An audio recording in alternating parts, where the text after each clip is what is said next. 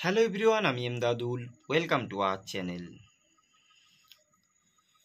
এখন বিজেপির প্রধান যে হাতিয়ার সেটা হচ্ছে নিউজ চ্যানেল বা ইউটিউবাররা।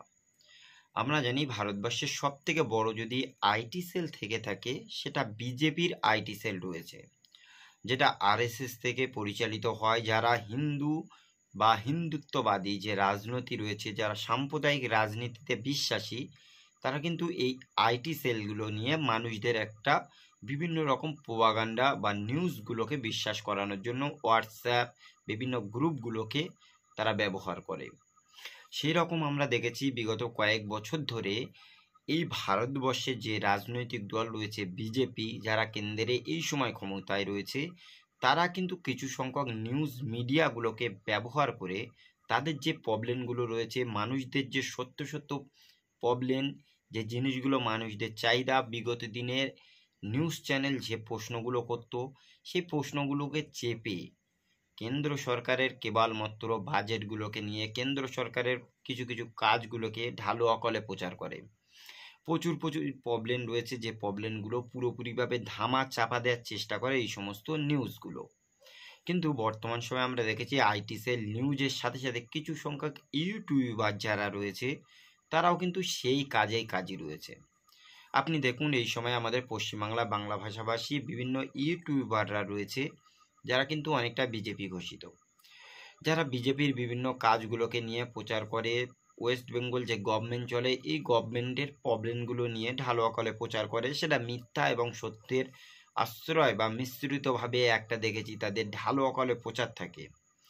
আর সত্যি কথা বলতে এই সমস্ত নিউজ মিডিয়া বা ইউটিউব চ্যানেলগুলোর একটা ভালো রকম ফ্যান ফলোয়িং আছে।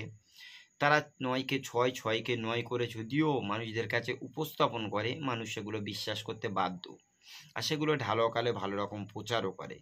কিন্তু বিগত কয়েকদিন ধরে আমি পশ্চিমবাংলার বিভিন্ন ইউটিউবারগুলোর একবার অ্যানালিসিস করে করে দেখছিলাম যে সত্যি সত্যি এরা কতটা নিরপেক্ষভাবে মানুষদের প্রবলেমগুলোকে তুলে দেয়।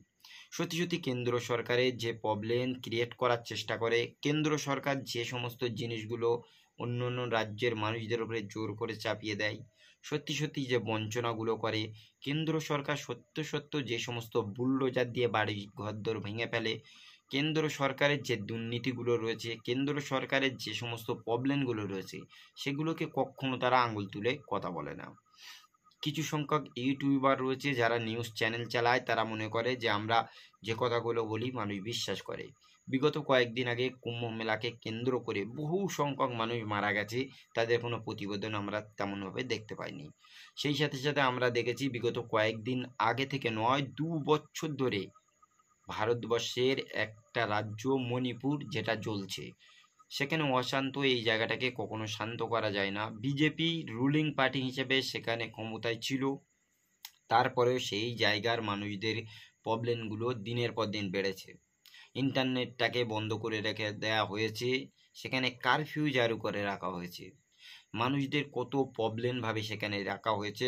তারপরে কিন্তু সেখানে বিজেপি সরকারের বিপক্ষে গিয়ে কখনো কোনো মিডিয়া বা ইউটিউবারদের আমি খুব ভালোভাবে কথা বলতে দেখিনি, বিশেষ করে আমাদের বাংলা ভাষাভাষী সমস্ত ইউটিউবাররা। সত্যি কথা বলতে আমি গদি মিডিয়াকে যেরকম মনে করি, এই সমস্ত গদি ইউটিউবার যারা রয়েছে তারা বিজেপিদের অনেকটা ওই পা চেটে বড় হওয়ার মতো। সত্যি কথা, এরা অনেক দিন ধরে নিউজ তৈরি করছে বা অনেক দিন ধরে ভিডিও তৈরি করছে, কিন্তু সেই সমস্ত ভিডিওতে কখনো প্রতিবাদী ভিডিও আমি খুঁজে পাইনি। সত্যি সত্যি বলতে তারা যদি প্রতিবাদী ভিডিও করতো, মণিপুর নিয়ে কখনো কথা বলতো, তাহলে মণিপুরের যে মুখ্যমন্ত্রী ছিলেন এন বীরেন সিং, সে কিন্তু এই সময়ে যে পদত্যাগ করে বাধ্য হয়েছে পালাতে, সেটা করতে হতো না। সেই সাথে সাথে আর একটা জিনিস দেখুন, এই সমস্ত যে নিউজ মিডিয়া এই সময় ভারতবর্ষের যে প্রবলেমগুলো সেটাকে নিয়ে তারা কখনো কথা বলে না। অনেক অনেক বিল, যে বিলগুলো ভীষণ হারে মানুষদের প্রবলেম, তারপরেও তারা ফুলিয়ে ফাঁপিয়ে 9কে 6 মনে করে মানুষদের কাছে বোঝাতে সক্ষম হয় যে মানুষদের উপকারের জন্য এই বিলগুলো। বিগত দিনে আপনি নোট বাতিল দেখুন, আমরা বিভিন্ন রকম নিউজ মিডিয়ায় দেখেছি যে 15 লক্ষ টাকা করে মানুষদের খাতায় দেয়া হবে, কালো ধান বাপাস আসবে। সত্যি সত্যি কিন্তু সেগুলো আসেনি, কিন্তু নিউজ মিডিয়া মানুষদেরকে সেগুলো খাওয়াতে সক্ষম হয়েছে যে এই যে টাকা বদলাচ্ছে তার জন্য আপনাদের কাছে 15 লক্ষ টাকা করে ব্যাংকে আসবে। প্রতিদিন প্রতিনিয়ত নিউজ মিডিয়াগুলো এগুলো বলে গাল থেকে ফেনা তুলে ফেলেছে, কিন্তু তারপরে কোনো লোক আসেনি।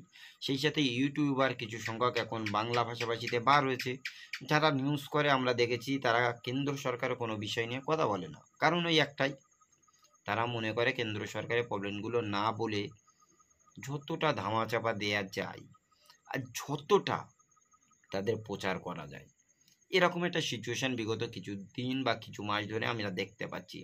সুতরাং এরকম একটা সিচুয়েশনে আপনি কোন ইউটিউবকে দেখবেন, কোন ইউটিউবকে দেখবেন না, ডিসিশন আপনার। তবে হ্যাঁ, একটা জিনিস আপনি খুব ঠান্ডা মেজাজে বুঝতে চেষ্টা করবেন যে এতে আপনি কতটা লাভবান হচ্ছেন। সত্যি সত্যি একটা ইউটিউবারকে দেখে সত্যি কি আপনি সত্যটাকে পৌঁছাতে পারছেন, নাকি তার ভিতরে যে ছুপিয়ে রয়েছে সেই সমস্ত জিনিসগুলো তারা আপনাকে খাইয়ে দিচ্ছে। ওই যে বিজেপির আইটি সেল, বিজেপির বিভিন্ন নিউজ মিডিয়া বা বিজেপির এই সমস্ত ইউটিউবার যারা রয়েছে তাদেরকে আপনারা অনেকটাই সাহায্য এবং সহযোগিতা করে যাচ্ছেন।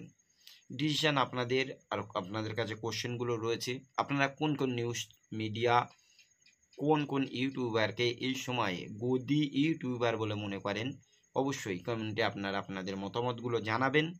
আজকের এই ভিডিওটি এই পর্যন্তই। দেখা হবে অন্য কোনো দিন অন্য কোনো টপিকে। সকলে ভালো থাকুন, সুস্থ থাকুন। Thank you.